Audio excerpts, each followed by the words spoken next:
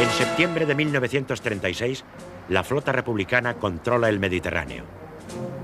Indalecio Prieto, ministro de Marina y Aire del gobierno Largo Caballero, decide poner fin al dominio que los barcos enemigos mantienen en el Cantábrico. Con este fin, se concentra la mayor parte de las unidades en el puerto de Málaga en la noche del 19 de septiembre. 2 días más tarde, se hace a la mar una flota compuesta por un acorazado, el Jaime I, 2 cruceros y 6 destructores. El 24, las unidades llegan a Gijón y Santander, donde, como luego en Bilbao, descargan armas y municiones.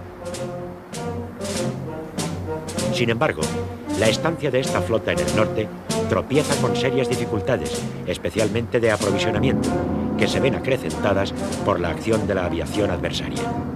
Pero al menos se consigue restablecer el tráfico marítimo, seriamente obstaculizado por los franquistas, y se ejerce un cierto castigo sobre las columnas que operan por la costa.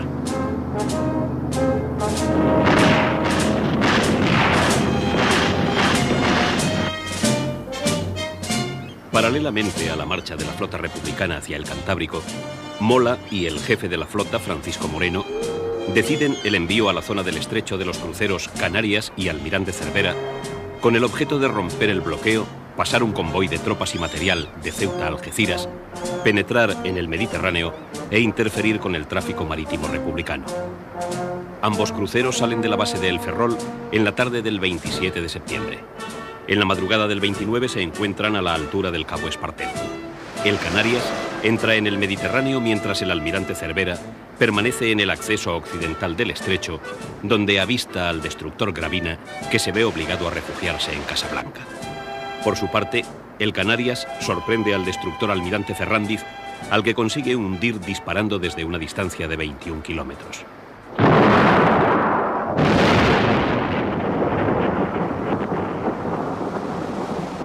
Inmediata consecuencia es la apertura del tráfico marítimo en el estrecho y el traslado masivo en las horas siguientes de hombres y material a la península, comunicación que se mantendrá durante toda la guerra.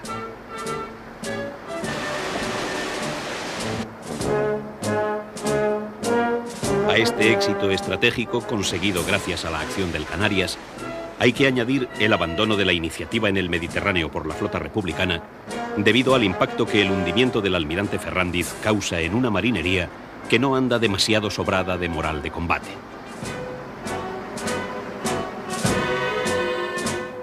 Indalecio Prieto dispone el regreso de la flota gubernamental, lo que se realiza el 13 de octubre, pero ni siquiera esta acción consigue recuperar la iniciativa en el Mediterráneo.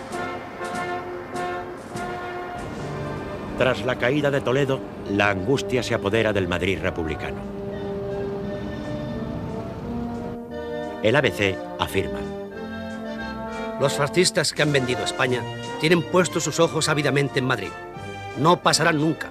Jamás nuestras mujeres serán atropelladas por la morisma, ni nuestros hombres pasados a cuchillo. Madrid debe ser y será la tumba del fascismo.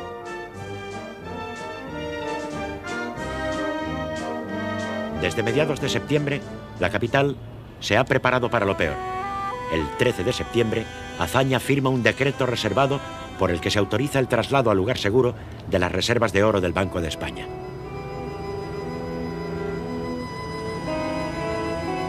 Al día siguiente, en sesión secreta, el Consejo General de la entidad debate la orden. Los consejeros representantes de los intereses privados plantean objeciones y quejas. Mientras el Consejo del Banco delibera, se inicia el traslado de las reservas metálicas a los polvorines de la Algameca, en la base naval de Cartagena. La operación se hace bajo el control de fuerzas de carabineros y de milicias hasta la estación del mediodía. La primera expedición parte en la noche del 15. En total son 10.000 cajas, con unas 560 toneladas de oro, las que salen para Cartagena. El traslado se efectúa con disciplina, honradez y meticulosidad.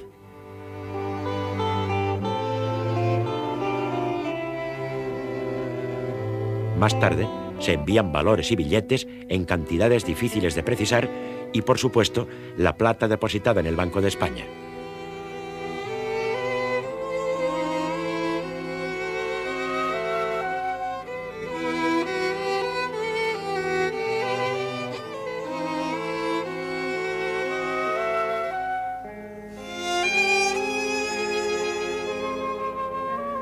La operación termina el 6 de noviembre.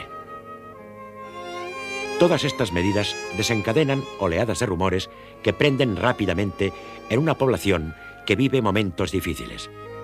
Los rebeldes tienen noticia de ello. El gobierno republicano pone en marcha una amplia campaña de concienciación. La decisión de Franco de desviarse hacia Toledo ha proporcionado un respiro a las autoridades de Madrid, lo que les permite dedicarse febrilmente a la defensa de la capital. Tarea nada sencilla.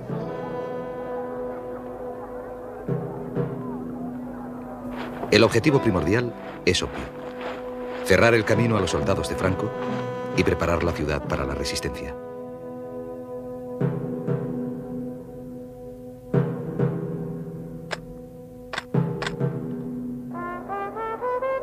El Partido Comunista lanza la consigna: fortificar Madrid. Sus principales dirigentes, José Díaz y La Pasionaria, se incorporan a las brigadas de voluntarios que abren trincheras en torno a la capital, sobre todo por los campos adyacentes a la carretera de Toledo, eje natural del avance enemigo. Tan pronto como quedan abiertas, son ocupadas por milicias de voluntarios.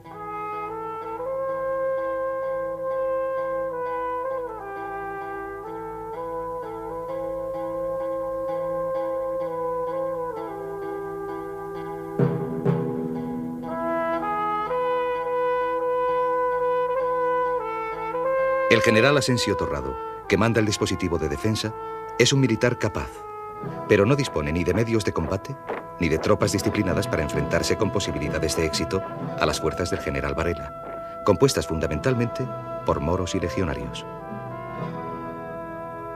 Su fama de feroces luchadores que no dan cuartel basta muy a menudo para desmoralizar, sin entrar en combate, a los inexpertos milicianos.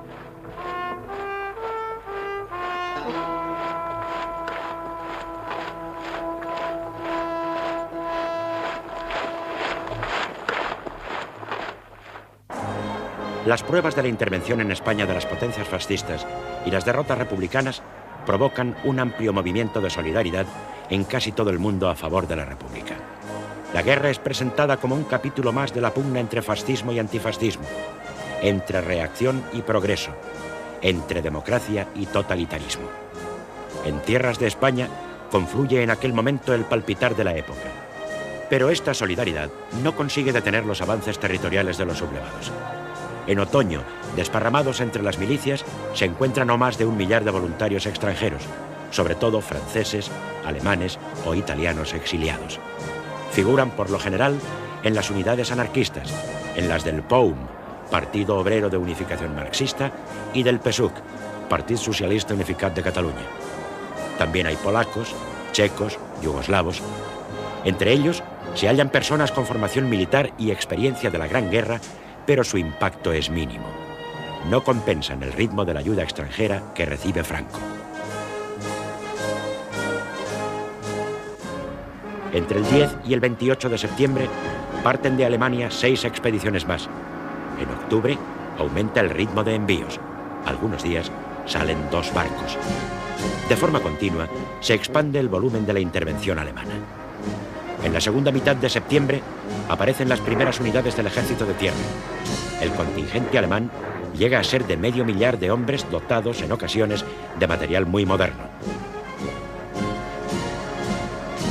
También los italianos intensifican sus envíos. El general Mario Roata se entrevista con Franco y da vía libre a las peticiones de este.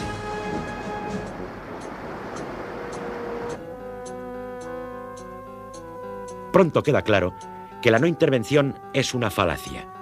El ministro de Estado Julio Álvarez del Valle protesta ante los gobiernos alemán, italiano y portugués. Exige a los restantes gobiernos europeos el levantamiento del embargo a las exportaciones de material de guerra. Ante la Sociedad de Naciones, los representantes republicanos detallan numerosas vulneraciones de la no intervención.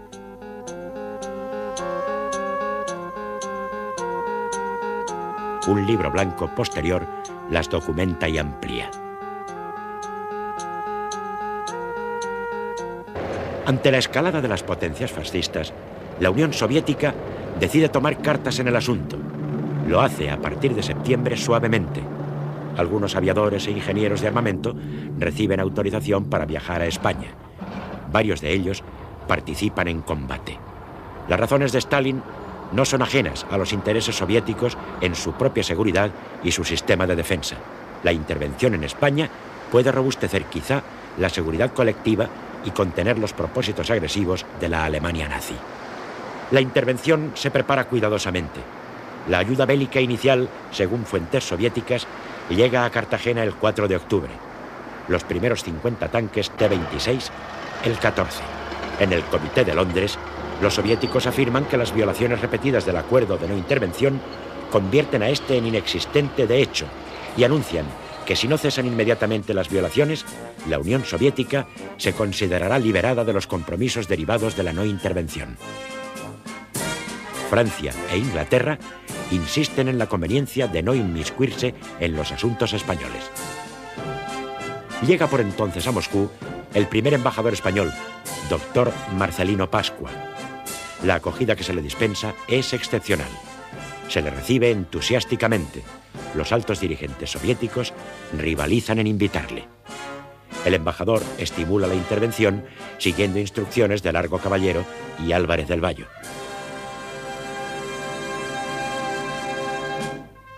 A la intervención directa hay que añadir la que presta la Tercera Internacional. Por iniciativa del comunista francés Maurice Thoré, se forman unidades militares integradas por voluntarios extranjeros. Rápidamente se montan en Francia los canales de reclutamiento de lo que serán las brigadas internacionales. Los primeros voluntarios llegan a España el 12 de octubre procedentes de Marsella. Albacete es la ciudad elegida como base general de las brigadas.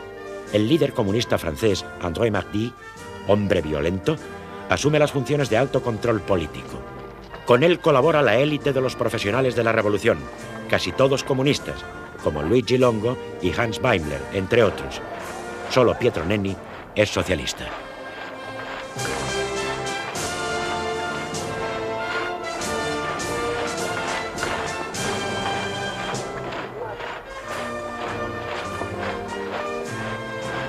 Largo Caballero contempla con desconfianza la creación de las nuevas unidades, pero no tiene más remedio que aceptarlas. El 22 de octubre queda constituida la primera brigada. Antes de que termine el mes, se reúnen en Albacete unos 8.000 voluntarios procedentes de numerosos países. Entre ellos abundan los antifascistas exiliados.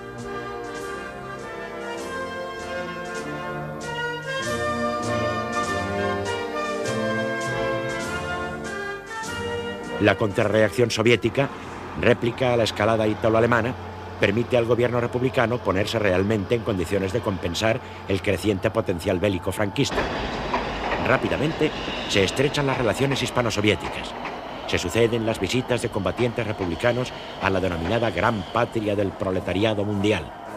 Antonio María Sbert encabeza una delegación recibida con entusiasmo en Moscú, donde el desfile conmemorativo de la Revolución de Octubre pretende ilustrar el poderío soviético. Los españoles son paseados en medio de homenajes constantes por coljoses, instituciones y diversas regiones.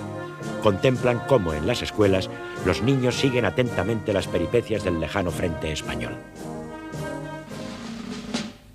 El 14 de octubre, el general Franco denuncia ante el mundo lo que denomina la expoliación sin precedentes que hace el gobierno de Madrid de las reservas de oro. Ciertamente se está vendiendo al Banco de Francia el preciado metal en grandes cantidades para adquirir divisas con las que pagar suministros exteriores.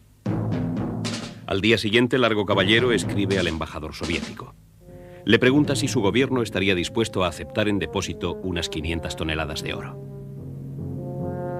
Stalin responde afirmativamente mientras el primer material ruso se apresta a entrar en combate. Las decisiones han sido objeto de fuerte polémica.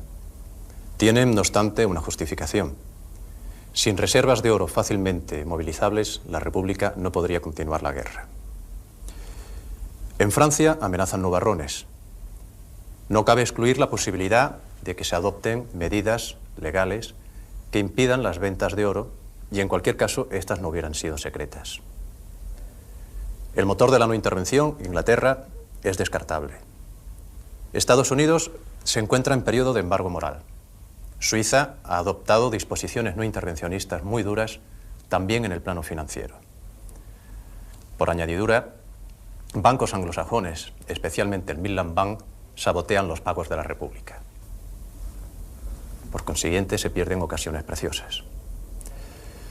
Por contra, la posibilidad de recurrir al aparato bancario soviético en Occidente eliminaría todas las dificultades. El 23 de octubre se inicia el traslado del oro desde el polvorín de la Algameca. Los tanquistas soviéticos, llegados una semana antes en el Komsomol, en colaboración con marineros españoles, asumen la responsabilidad. En 3 noches se transportan en camiones a 4 barcos soviéticos 7.800 cajas cargadas de talegas con monedas de oro. Presencian el embarque representantes de los 3 poderes constitucionales. Por el Ejecutivo asiste el ministro sin cartera José Giral. Por el Legislativo, el primer vicepresidente de las Cortes, Luis Fernández Clérigo, y por el Judicial, Mariano Granados. El 2 de noviembre llegan a Odesa 3 de los 4 barcos. Son descargados inmediatamente y en medio de fuertes precauciones el oro se encamina por tren a Moscú. El 4º navío tarda aún algunos días más. Ha tenido que sortear ciertas dificultades técnicas y esquivar a los buques franquistas alertados de la salida del oro. El 6 de noviembre por la noche se recibe el primer envío en Moscú. Lo presencian el comisario del Pueblo para las Finanzas, Grinko, el comisario adjunto para los negocios extranjeros, Krestininsky, y el embajador Marcelino Pascua, amén de otros funcionarios soviéticos. Muchas de las cajas se encuentran en mal estado. Pocos días más tarde llegan las restantes. El 5 de diciembre se inicia el recuento definitivo en el que participan 4 funcionarios del Banco de España. Termina en un tiempo récord el 24 de enero de 1937. El 5 de febrero se firma el acta de recepción definitiva. Son 510 toneladas, compuestas por monedas de 16 países, 64 lingotes y 4 paquetes con recortes de oro. Equivalen al 75% del metal que se encontraba en Madrid al estallar la Guerra Civil. Su valor asciende a 518 millones de dólares de la época.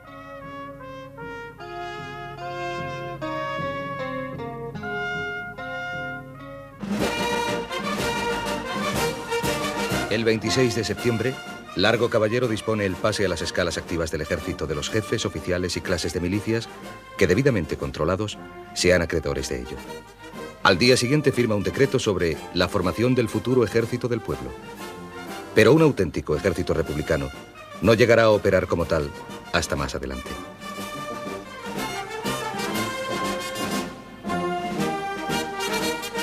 Los generales Asensio Torrado, Pozas y Miaja, así como el comandante Rojo desde el Estado Mayor, serán algunos de los hombres fundamentales con quienes va a contar Largo Caballero en el intento de organizar ese ejército popular.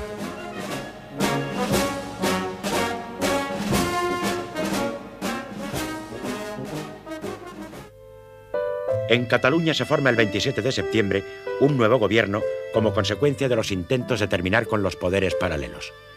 Se desea, por contra, robustecer el de la Generalitat, hasta entonces más formal que real. Poco antes, se ha suscrito un pacto de unidad entre la UGT, el PSUC, partido que ha aumentado considerablemente su influencia social, la CNT y la FAI.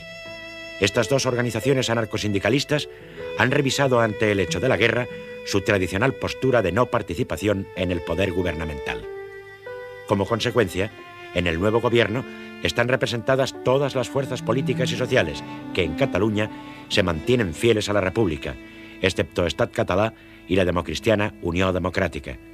Es la primera vez que los anarcosindicalistas participan en un gobierno en el que coinciden los marxistas del PSUC y del POUM. En este gobierno, presidido por Companys y que tiene como primer consejero a Josep Tarradellas, la crucial Consejería de Defensa pasa a un independiente, el teniente coronel Felipe Díaz Sandino.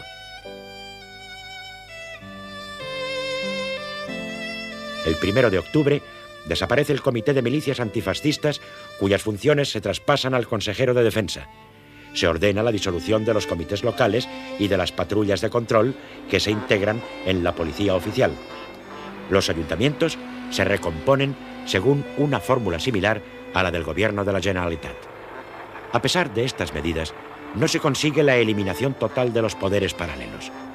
La desconfianza continuará existiendo entre las fuerzas antifascistas. Esto repercutirá muy desfavorablemente en el esfuerzo de guerra. El intento de Largo Caballero para formar un gobierno sólido y eficaz, susceptible de poder reconstruir el Estado republicano, no tendrá éxito sin la incorporación de la CNT. ¿Es esta una pretensión compleja, dado el ideario anarquista antiestatal? Hay que revisar los postulados anarcosindicalistas, lo que provoca tensiones en las filas confederales. Horacio Prieto, secretario del Comité Nacional de la CNT, quiere llevar al gobierno a los dos sectores de la organización, el sindicalista puro y el anarquista. Algunos antiguos moderados, como Joan Peiró, aceptan enseguida, pero los radicales de la FAI, entre los que se encuentran Juan García Oliver y Federica Montseny, se resisten. Vencidas todas las dificultades y reticencias, queda formado el 4 de noviembre el segundo gobierno Largo Caballero. Es un gabinete de mayoría socialista en el cual se encuentran representadas todas las fuerzas del arco republicano, desde los católicos del PNV a la FAI. En él mantienen sus carteras el propio presidente en guerra, Julio Álvarez del Valle en Estado, Indalecio Prieto en Marina y Aire, Juan Negrín en Hacienda y Ángel Galarza en Gobernación. Anastasio de Gracia pasa a Trabajo. Todos son socialistas. Continúan los ministros comunistas, Jesús Hernández en Instrucción Pública y Vicente Uribe en Agricultura. Entre los anarcosindicalistas, Juan García Oliver asume la cartera de Justicia, Joan Peiró la de Industria, Juan López la de Comercio y Federica Montseny la de Sanidad.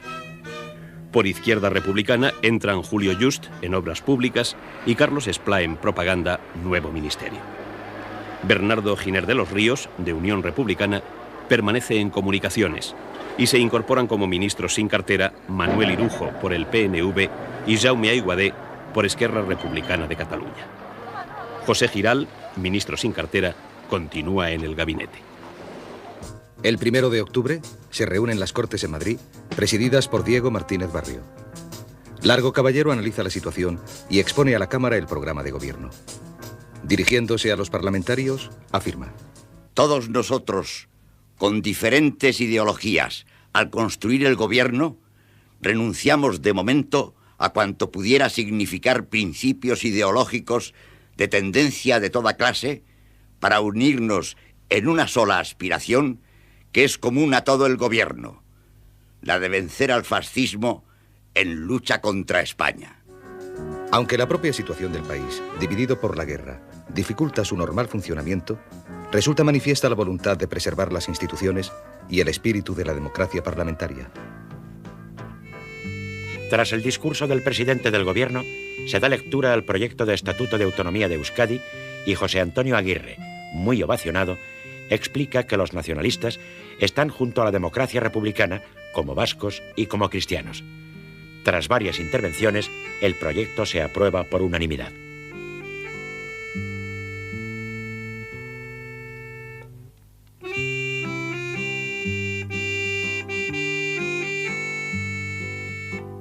Una semana después, se constituye el primer gobierno autónomo vasco, aunque su autoridad queda prácticamente circunscrita a Vizcaya.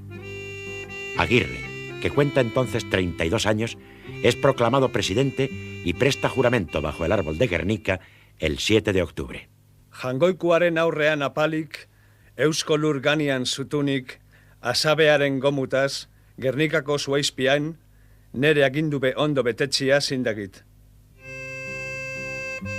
Es un gobierno de coalición con predominio nacionalista en el que participan socialistas, comunistas y republicanos. Entre otros propósitos del gobierno vasco, destaca la intención de garantizar la libre práctica de las diversas confesiones y asociaciones religiosas. En contraste con el resto de la España republicana, el culto puede practicarse. Para el gobierno republicano, los objetivos políticos primordiales continúan siendo la organización de un ejército eficaz y la defensa de la capital del Estado a toda costa. Aunque la República tardará 2 años en contar con un verdadero ejército, algunas medidas organizativas son puestas en práctica. El 29 de septiembre se reclutan 8.000 carabineros y en fechas sucesivas se movilizan los reemplazos de 1932, 1933, 1934 y 1935. Sin embargo, la desaparición de las cajas de reclutamiento hace ineficaces estas medidas. El 10 de octubre se crean 6 brigadas mixtas. Son unidades compuestas por un conjunto de todas las armas y un total aproximado de 3.500 hombres cada una. Su organización tropieza con graves dificultades técnicas, entre las que destaca la falta de mandos intermedios. Las brigadas, que suponen el primer paso hacia la creación de un ejército regular, se sitúan en Castilla-La Mancha, Valencia y Murcia.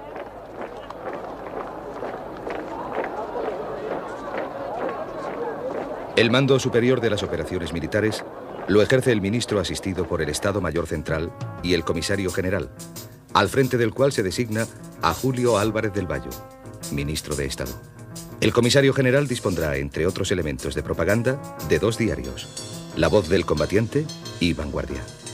Una gran ayuda en este sentido será la publicación de El Mono Azul, hoja volante distribuida en las trincheras por la Alianza de Intelectuales de Madrid, en la cual colaboran los poetas y escritores de más renombre que han abrazado la causa de la República. El 15 y 16 de octubre, Largo Caballero institucionaliza oficialmente a los comisarios políticos. La medida da carácter legal a una situación de hecho, surgida espontáneamente del voluntarismo de los activistas de partidos y sindicatos en el seno de las milicias. Los nuevos comisarios deberán ser guía y estímulo de los combatientes, a base, esencialmente, de su propio ejemplo personal. Tratarán de dar cohesión político-ideológica a las masas en armas, sin usurpar ni invadir las funciones del mando militar. Recordarán continuamente cuál es el contenido político-social de la lucha. La colaboración con el mando se traducirá en la necesidad de que las órdenes de este deban ser firmadas igualmente por el comisario general, los subcomisarios o los comisarios delegados, según la jerarquía militar del jefe que las dicte. Los nuevos cargos llevarán también a cabo funciones de control en operaciones superiores del ejército, los estados mayores de los generales jefes de los ejércitos de operaciones y otras entidades de carácter militar. Con los comisarios políticos, la República se dota de un instrumento potencialmente poderoso. El gobierno de Largo Caballero prosigue incansable en su labor de dotarse de fuerzas eficaces, tomando todo tipo de medidas encaminadas al mismo fin: salvar Madrid, y con la capital, la República. El 22 de octubre el general Miaja se hace cargo del mando de la División de Madrid, sustituyendo al general Pozas, que asume la jefatura de operaciones del centro. El general Asensio Torrado es nombrado subsecretario del Ministerio de la Guerra. La República ha basado su acción en líneas sucesivas de resistencia. Empieza a establecerse un plan general de fortificaciones que son precarias ante la imposibilidad material de realizarlas, dadas la carencia de medios y la velocidad de avance de las tropas del general Varela. Defienden pueblos y cruces de caminos y se escalonan en profundidad, aprovechando las diferentes carreteras que se dirigen en sentido concéntrico hacia Madrid. El trasiego de camiones puede dar la sensación de que en torno a la capital se configura una potente organización defensiva, pero no hay tal cosa. El plan es bueno, pero su realización es defectuosa e incompleta. El Gobierno de la República dicta una serie de medidas encaminadas a garantizar la seguridad personal, mantener el orden público y garantizar el ejercicio de la justicia. Se prohíben los controles espontáneos, que hasta entonces habían venido proliferando por doquier, y el 20 de septiembre se disuelven las milicias de vigilancia y control y de retaguardia, para a continuación unificar las fuerzas policiales bajo el mando directo del ministro de la Gobernación y la Dirección General de Seguridad. Las buenas intenciones no son suficientes para evitar los desmanes de incontrolados.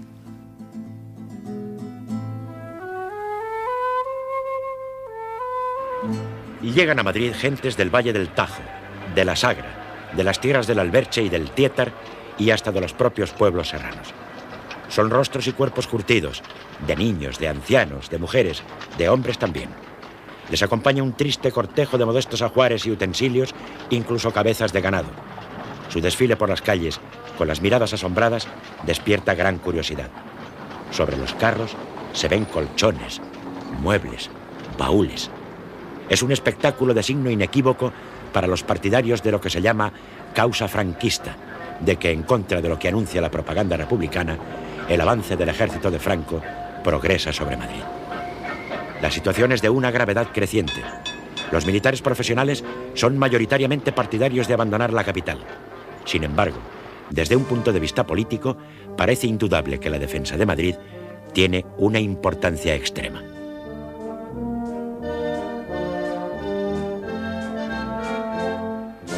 Se produce un hecho sintomático. El gobierno, a pesar de sus esfuerzos, no podrá ocultarlo. El 18 de octubre se estrena la película soviética Los marinos de Kronstadt en el Cine Capitol. Asisten Azaña y el gabinete en pleno, así como el embajador Rosenberg. La Orquesta Sinfónica Madrileña toca el himno de Riego y a continuación interpreta Els Segadors y Guernica Coarbola. Muchas escenas del film provocan el entusiasmo del público, especialmente la heroica defensa de la antigua San Petersburgo, hoy Leningrado.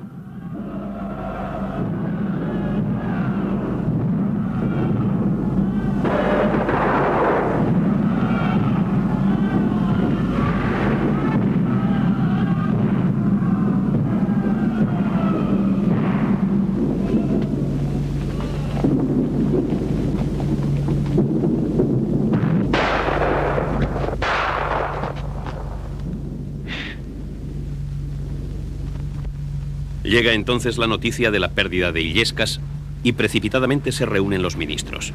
Poco después el presidente de la República sale del cine y rápidamente se sabrá que ha abandonado la capital. Al día siguiente, la prensa barcelonesa anuncia la llegada de Azaña a la ciudad condal.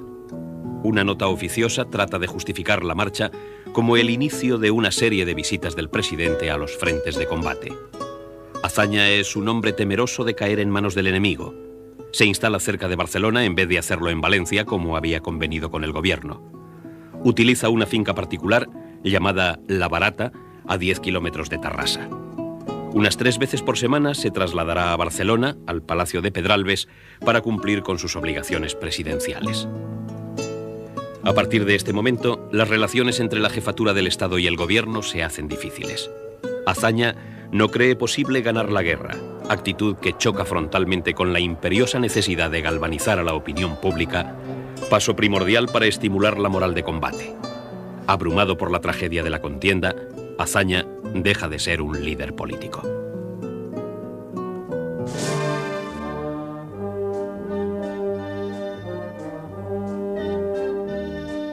La voluntad de resistencia se moviliza. Se lanza la consigna de Salvad Madrid. En el esfuerzo destaca la incansable actividad del Partido Comunista. Se intensifican los mítines y la propaganda en fábricas y talleres.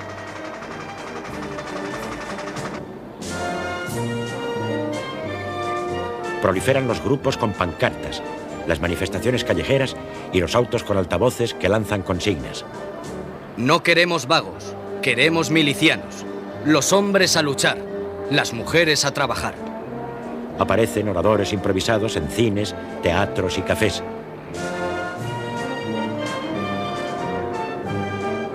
Las paredes de Madrid se cubren de carteles que llaman a la defensa heroica de la capital, primer paso hacia la derrota del fascismo. El 28 de octubre, Largo Caballero se dirige al pueblo madrileño. Afirma que ha llegado el momento. No solo de hacer frente al enemigo, sino de arrojarle de una vez para siempre de sus posiciones y de liberar Madrid de la garra fascista. Anuncia la ofensiva y dice a las Fuerzas Armadas: ahora tenemos tanques y aviones. Adelante, camaradas del frente, hijos heroicos del pueblo trabajador. La victoria es nuestra.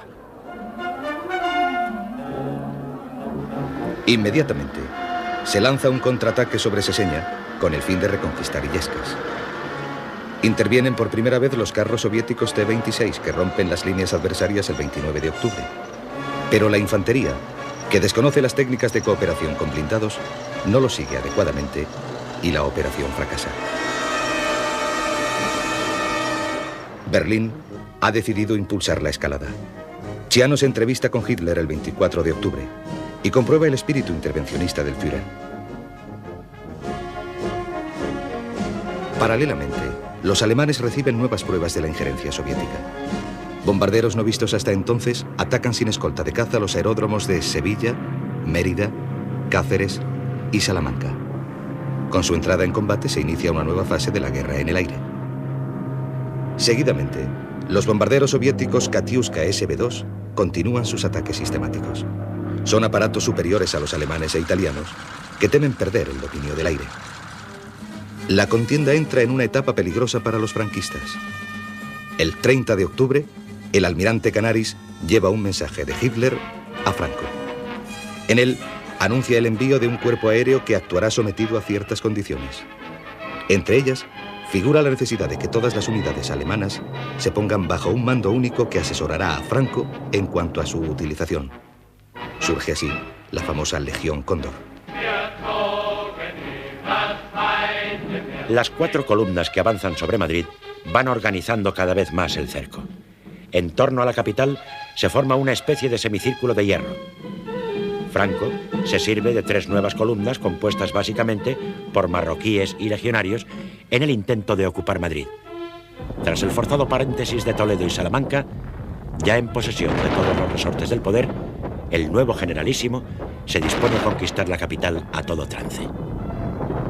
Las disciplinadas fuerzas de Franco, que cuentan con elementos blindados alemanes, se imponen implacablemente a los desorganizados milicianos, a pesar de la resistencia, en ocasiones heroica, que estos oponen. La ocupación por el ejército atacante de la línea jalonada por los pueblos de Brunete, Villaviciosa de Odón, Móstoles, Fuenlabrada y Pinto tiene lugar entre los días 30 de octubre y 2 de noviembre.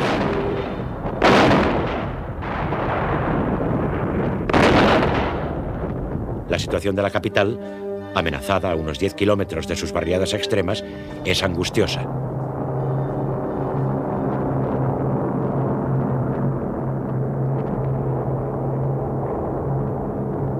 El 4 de noviembre caen en poder de las columnas de Varela los pueblos de Alcorcón, Leganés y Getafe. El 6, Campamento y Carabanchel Alto. El 7, Villaverde.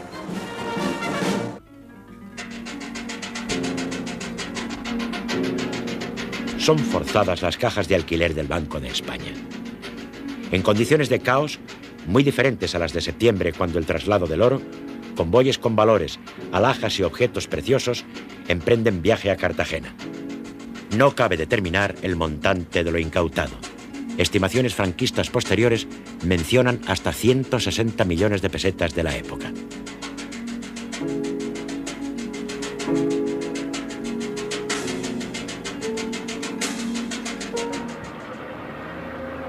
La población abandona los arrabales del Gran Madrid hacia zonas más seguras. Los tranvías cargados con todo tipo de equipajes dan un tono dramático a la huida de los habitantes del extrarradio.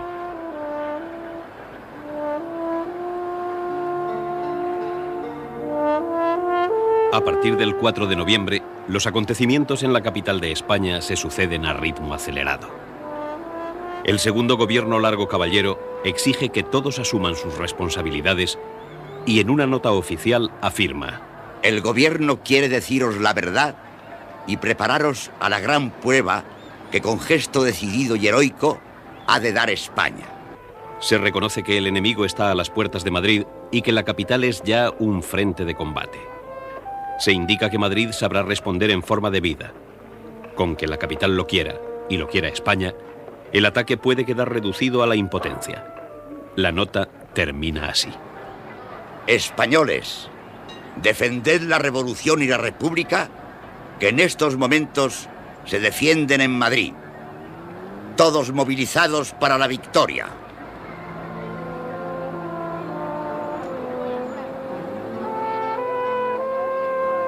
Sin embargo, el general Asensio Torrado, antes de ser nombrado subsecretario, manifiesta a Largo Caballero su opinión de que es imposible defender la capital. Esta idea pesa sobre el presidente. El día 6, a las 11 de la mañana, se reúne de nuevo el gobierno. Se decide entonces el inmediato abandono de Madrid, pese a la inicial oposición de algunos ministros. La guerra golpea ya la capital en forma de combates aéreos y del castigo de la artillería. La salida del gobierno es vista por los madrileños como una huida precipitada, aunque la evacuación de las personas y documentación básica se hace discretamente. En Tarancón, un control de milicianos anarcosindicalistas entiende que la marcha de los ministros es una cobardía y una deserción. Algunos son detenidos, vejados y amenazados. Peiró y López deben retroceder. Álvarez del Valle se ve cubierto de injurias. Prieto sale al día siguiente en avión desde Algete. En Valencia se celebra Consejo de Ministros el día 8. Carlos Esplá, ministro de Propaganda, justifica el traslado en función de los informes militares y del deseo de sacrificar todo a la eficacia en la conducción de la guerra. El día 6 de noviembre, a las 3 de la tarde, el general Miaja, jefe de la División de Madrid, es llamado por Largo Caballero. 4 horas después, será llamado por su subsecretario, el general Asensio. La entrevista dura hasta las 8:30. En ella está presente también el general Pozas. Asensio da a cada uno de ellos un sobre cerrado que contiene las instrucciones. Ese sobre no podrá abrirse hasta las 6 de la mañana del siguiente día 7, pero el general Miaja, anteponiéndose a Pozas, lo abrirá esa misma noche. Los sobres contienen 2 órdenes de operaciones. Se conoce la de Miaja y se deduce la de Pozas. A Miaja se le encomienda la defensa de la capital a toda costa. Para auxiliarle se constituía una junta de defensa, bajo su presidencia, formada por representantes de todas las fuerzas políticas integradas en el gobierno. Igualmente, dispondría de un Estado Mayor propio. Miaja queda investido de las facultades delegadas del gobierno. En caso de extrema necesidad, debería salvar todo lo posible retirándose hacia Cuenca para fijar una línea defensiva en el lugar que señalase Pozas. Para que Miaja pueda cumplir su dificilísima misión, se ponen en sus manos varios instrumentos militares y civiles. El Estado Mayor de la Defensa, la Comandancia Militar de Madrid y la Junta de Defensa de la capital. Nada más abrir el sobre, Miaja se instala en el despacho del ministro y se dispone a montar su Estado Mayor con el apoyo del comandante Vicente Rojo, designado exprofeso para tal puesto por el propio Largo Caballero. En la mañana del día 7, Miaja da una orden general en la que hace saber su encargo de defender la capital a toda costa. Llama al entusiasmo y a la abnegación de la población. La consigna que se da a los combatientes es resistir sin ceder un palmo más de terreno. El nacimiento de la Junta tiene lugar en la madrugada del 6 al 7 de noviembre. Miaja se pone en contacto con la oficina del Comisariado de Guerra, situada en el Ministerio, y a través de ella y de los representantes de las organizaciones políticas y sindicales ajustan los nombres de los miembros de la nueva institución. La Junta celebra su primera reunión a las 8 de la tarde del 7 de noviembre. La componen, además del presidente, un secretario y 8 delegaciones o consejerías. Sus titulares son militantes, en general poco conocidos y carentes de experiencia de gobierno. Tienen, sin embargo, fe en la victoria, decisión y gran capacidad de trabajo. La secretaría la asume Fernando Frade, del PSOE. Antonio Mige, del PC, se hace cargo de la Consejería de Guerra. Santiago Carrillo, de las Juventudes Socialistas Unificadas, va a Orden Público. El cenetista Amor Nuño asume Industrias de Guerra. El ujetista Pablo Yagüe, Abastecimientos. José Carreño, por Izquierda Republicana, se encarga de Comunicaciones y Transportes. Enrique Jiménez, de Unión Republicana, de Finanzas. Mariano García, de las Juventudes Libertarias, de Información y Enlaces. Y Francisco Caminero, por el Partido Sindicalista, se responsabiliza de Evacuación Civil. La propaganda y el entusiasmo invaden la capital de España. Rafael Alberti pone acentos épicos a la defensa de Madrid.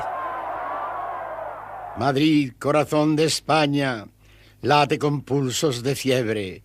Si ayer la sangre hervía, hoy con más calor le hierve. Ya nunca podrá dormirse, porque si Madrid se duerme querrá despertarse un día y el alba no vendrá a verle.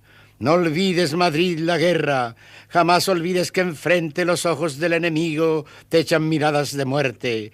Rondan por tu cielo halcones que precipitarse quieren sobre tus rojos tejados, tus calles, tu brava gente. Madrid, que nunca se diga, nunca se publique o piense que en el corazón de España la sangre se volvió nieve. Fuentes de valor y hombría las guardas tú donde siempre atroces ríos de asombro han de correr de esas fuentes. Que cada barrio a su hora si esa mal hora viniere, hora que no vendrá, sea más que la plaza más fuerte. Los hombres como castillos, igual que almenas sus frentes, grandes murallas sus brazos, puertas que nadie penetre. Quien al corazón de España quiera asomarse, que llegue. Pronto Madrid está cerca. Madrid sabe defenderse con uñas, con pies, con codos, con empujones, con dientes, panza arriba, arisco, recto, duro, al pie del agua verde del Tajo, en Navalperal, en Sigüenza, en donde suenen balas y balas que busquen helar su sangre caliente. Madrid, corazón de España, que es de tierra, dentro tiene, si se le escarba, un gran hoyo, profundo, grande, imponente, como un barranco que guarda. Solo en él cabe la muerte.